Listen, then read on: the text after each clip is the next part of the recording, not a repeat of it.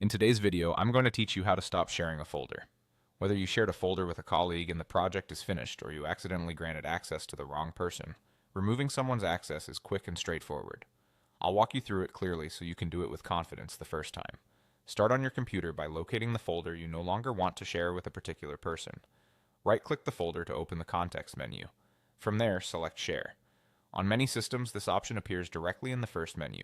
If you see an option like More Options, click that and then choose Share. This opens the sharing panel where you can see who currently has access and what level of permission they have. In the sharing panel, look for the list of people who can view or edit the folder.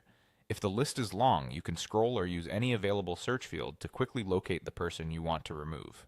Next to that person's name, you'll see a small drop-down showing their current permission, such as Can View or Can Edit. Click that drop-down and choose Remove Access. This tells your computer to revoke that person's permission entirely, so they no longer see or open the folder. If your system uses slightly different wording, pick the option that clearly removes or revokes their access. After selecting Remove Access, make sure you finalize the change.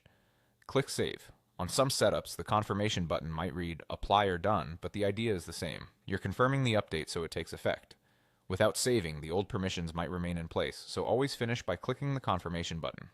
A few helpful notes as you do this. If you don't see the share option when you right-click, you may not be the folder owner or you might not have permission to manage sharing.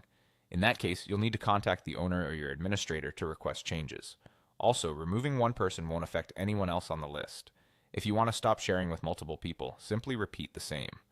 Remove access action for each of them and save again. If the folder is synced to a cloud service, the change will propagate to all linked devices, so the person you removed will lose access across the board, typically immediately or after their next refresh.